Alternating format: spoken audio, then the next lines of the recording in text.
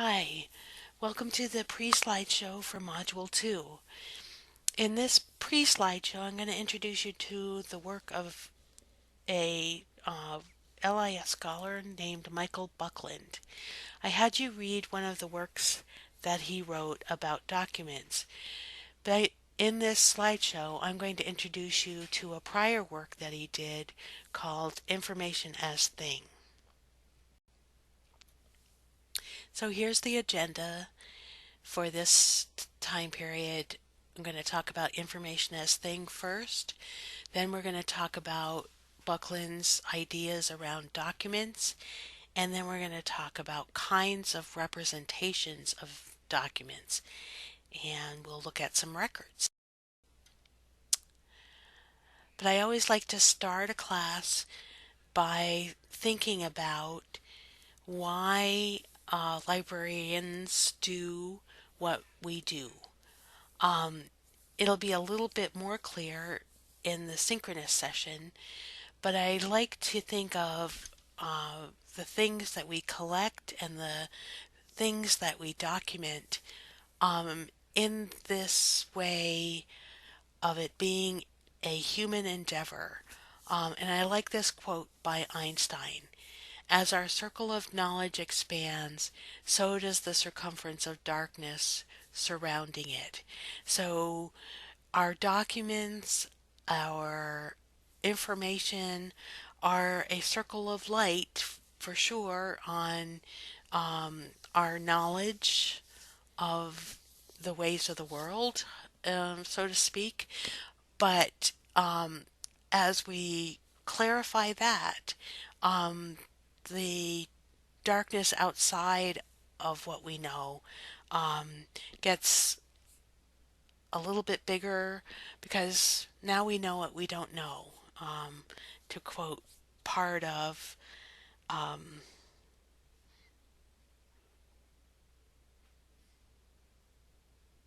the former defense secretary um, quote about knowledge.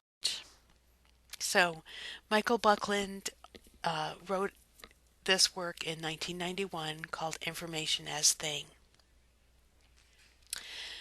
Michael Buckland is considered one of the philosophers of library and information science. We don't have a lot of them, and he's a bit of a hero to me. I think he writes very clearly and but thinks about things in a very deep way. Um, One time when I was still in graduate school, um, which of course I started when I was 42, so you have to remember I was um, not a kid, but I was in at a conference doing a poster, which is a kind of a introductory thing that people do at conferences. And I'm very scared doing my little poster.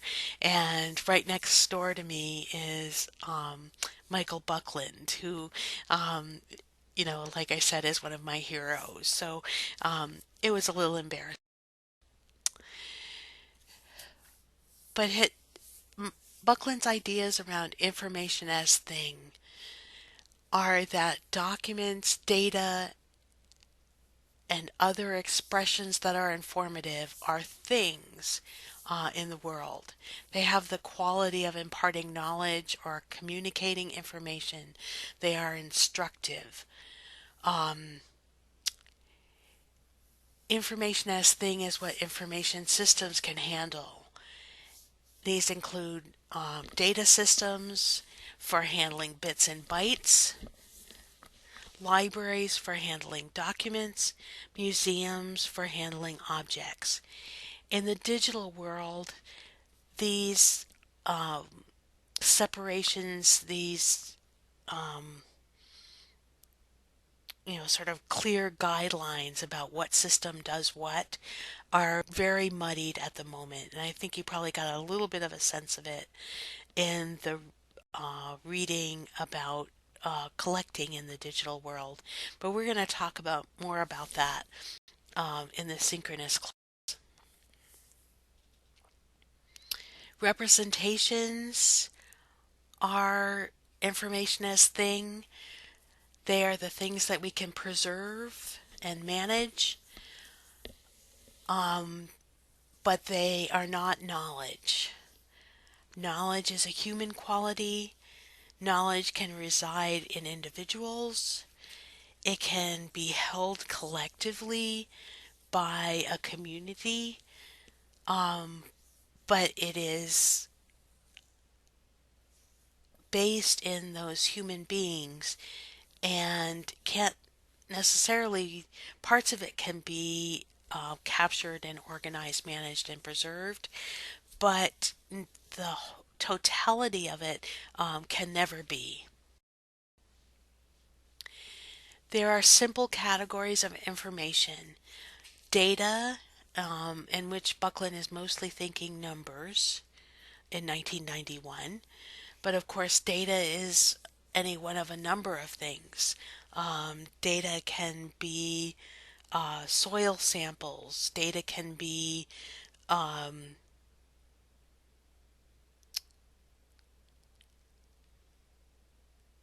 plants pressed between a book, as they are in collections called herbaria.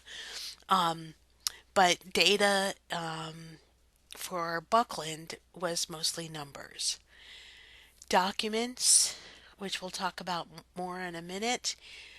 Objects, which are considered mostly three-dimensional.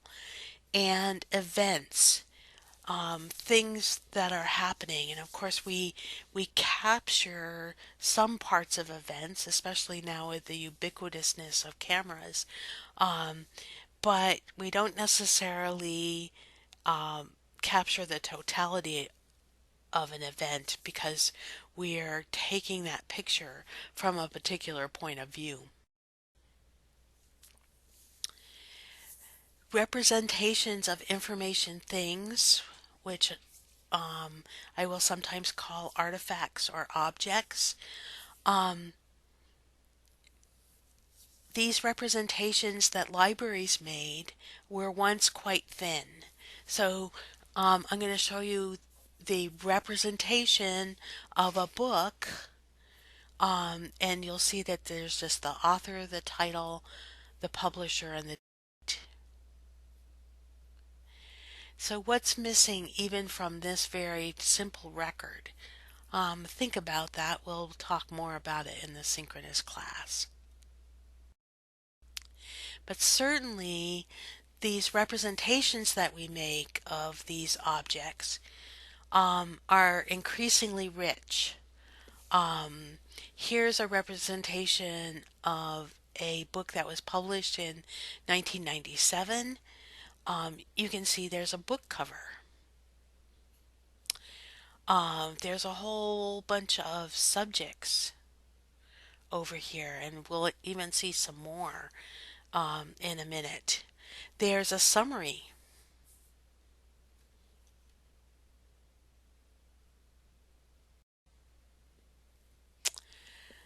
There's indications of what kind of genre it is. So you can see it's a novel, and it's romance fiction according to the catalogers here. You can see a little bit more about Charlotte Bronte. There's the named person is identified here. The fictitious character named Jane Eyre is a named person. And you can see there's links for sample text, contributor biographical information, and publisher description.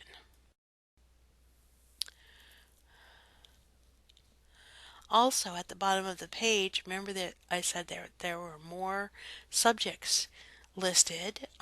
Here's some more of them.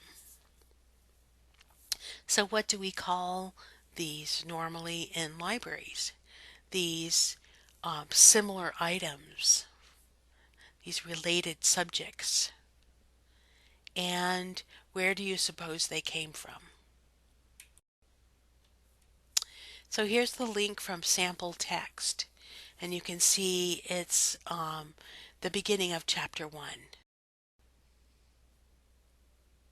Here's the contributor biographical information. Interesting, they use the word contributor rather than author here. Pay attention to that.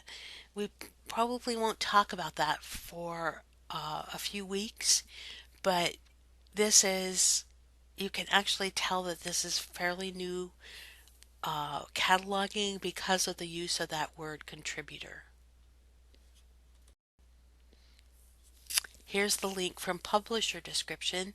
You can see that this book was actually published in conjunction with the New York Public Library, a very special collector's series of literary masterpieces by Doubleday, and more information about that. So in 1997, Michael Buckland kind of wrote a companion piece to his information as thing. So first he kind of made an argument that information is primarily exists within the artifacts, the objects that an information system can actually preserve and manage.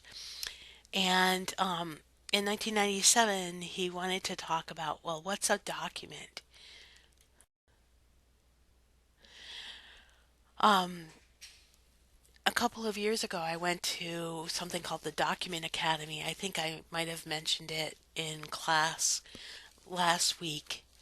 It was a 3-day discussion of what is a document and what constitutes documentation. Um, and the conference kicked off with a discussion of what the difference between a dolphin and a document is. And believe me, I don't think I can repeat any of what was said there. But it was really kind of interesting because the attendees kind of fell into two camps. One camp kind of argued that an event, whether it's actually recorded or not, was a document. And the other camp, in which I primarily fall, was basically saying that until something is made into some sort of material form that can be managed and preserved, it is not yet a document. So you can, uh, think about these arguments that Buckland put forth, and if you want to read more about this whole philosophical slant, just Google the Document Academy, and you'll see their courses at least, if not some of their presentations. So Buckland wrote that there's a lot of defining going on between documentation, bibliography, and librarianship.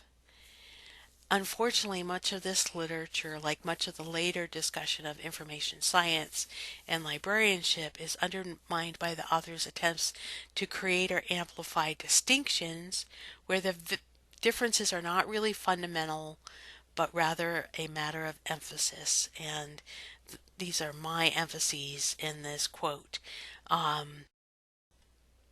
So documentation, bibliography, and librarianship. So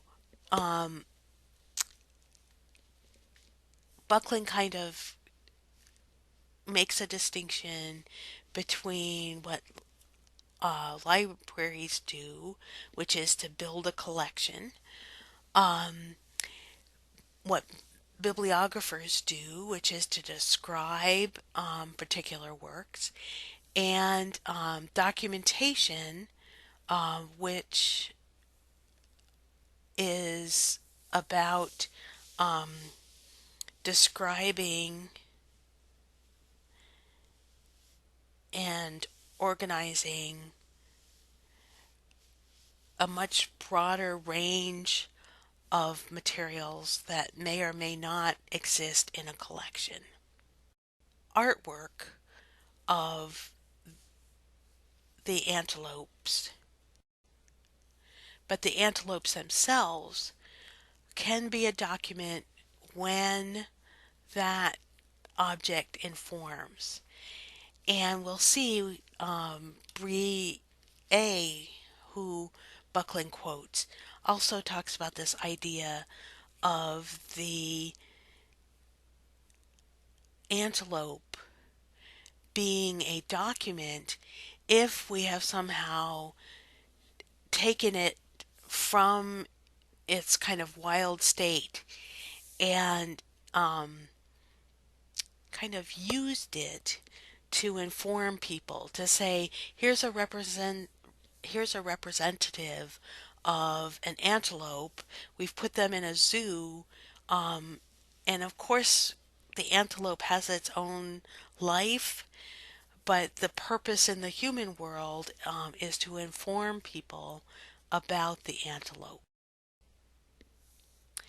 So Brie says any physical or symbolic sign preserved or recorded intended to represent, to reconstruct, or to demonstrate a physical or conceptual phenomenon, an idea.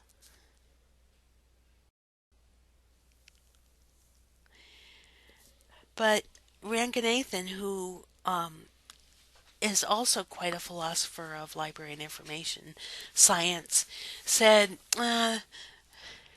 antelope can't be documents, and neither can sculptures of antelopes be documents, and neither can artworks be documents,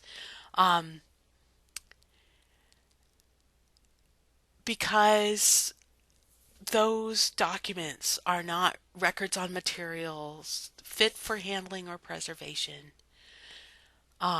He actually said they are not flat, um, and they're not fit for transport across space or time.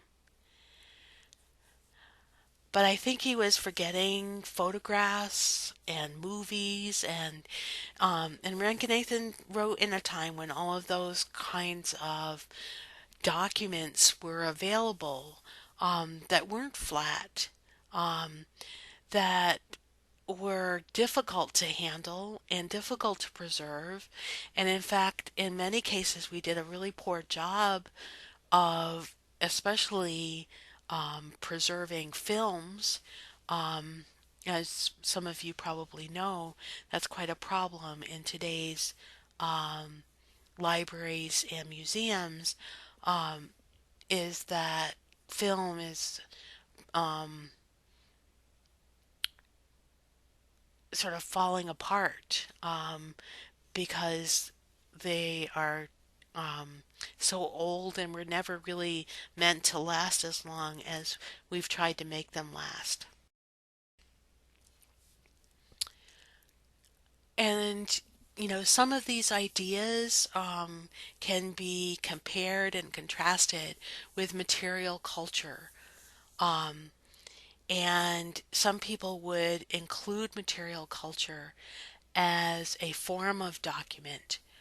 Um, that idea, this phrase is borrowed from anthropology, um, and the idea is that documents might be all of the things that humans produce. So, think of even how we understand some, former cultures by the waste that we produce, the stuff that we threw away.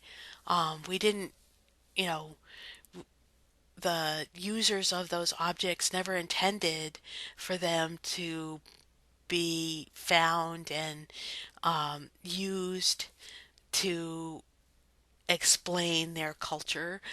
They were just getting rid of them, just like we get rid of our garbage. Um, but we now use those materials in that particular way. Material culture can also be the natural world that humans use as evidence.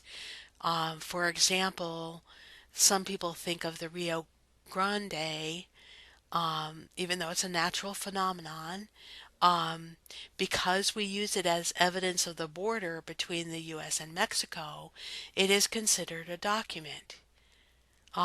What's interesting about it is that, of course, a living river moves and expands and sometimes goes into a different direction.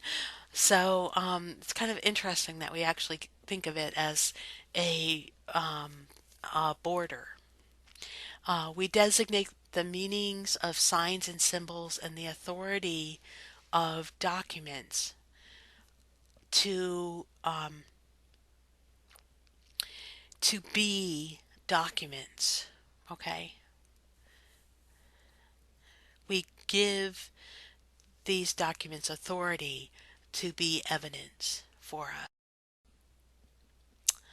Um, Other thinkers in LIS, Louis Shore, who Dr. Shiflett wrote a book about, um, is used the phrase generic book to talk about documents.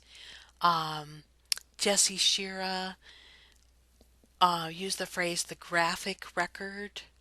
I guess he was trying to figure in um, pictures and other kinds of things besides written out texts, but I'm not sure what he would do. Um, I don't think he really believed in sculpture as a document of any kind.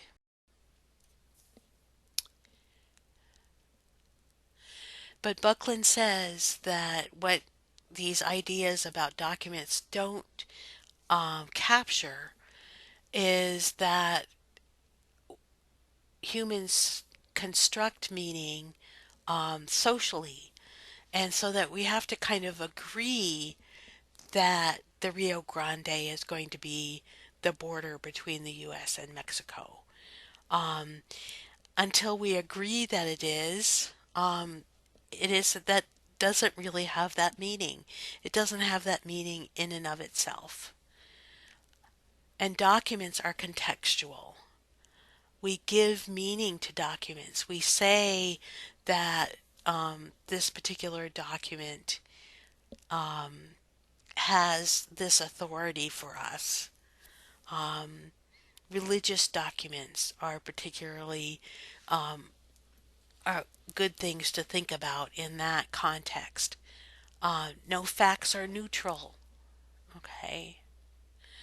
Um, the act of collecting, preserving, and arranging those documents imbues them with particular meaning. And we'll talk a little bit about this, you know, what the essence of imbuing meaning is when we talk about collections, because in the act of collecting, preserving, etc., we are giving items particular meaning. And we'll talk more about that. So, why did Buckland care? Um, why was he trying to talk about documents in 1997? Because he wanted to understand um, what would happen when the digital world expanded. Um, and so this is, you know, trying to capture what has actually already happened for all of you. Um, and that is if we're just sending bits and bytes around, how do we capture that context? Um, would those bits change if you arrange them differently? If you took my slides and moved them around, might it change the meaning? It might make them more sensible, or it could take away meaning altogether. Um, if you have a graphic novel or a comic book and you only digitize the text, not the pictures, is that a totally different work than one that where the graphics and the text are combined in a meaningful way.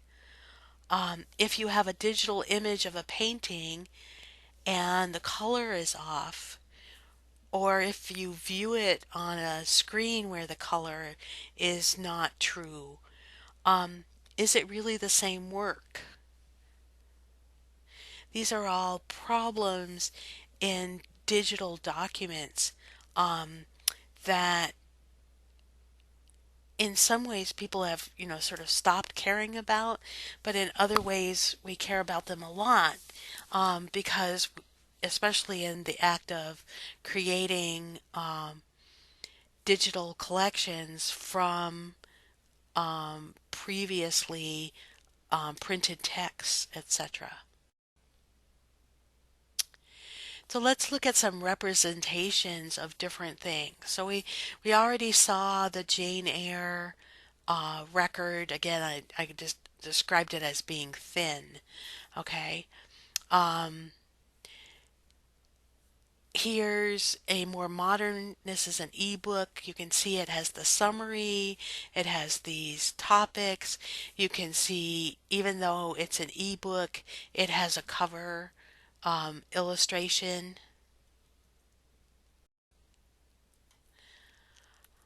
Here's a CD. You can see it's a music CD, that it's rock music. You know, um, I was, I was reading about a band recently and they said they loved all kinds of music except the 80s. They were a no 80s zone band, they said. So anyway, um,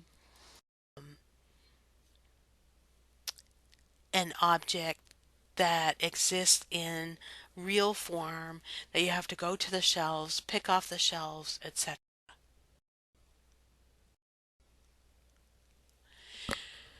So that's all I have for this little pre-introduction.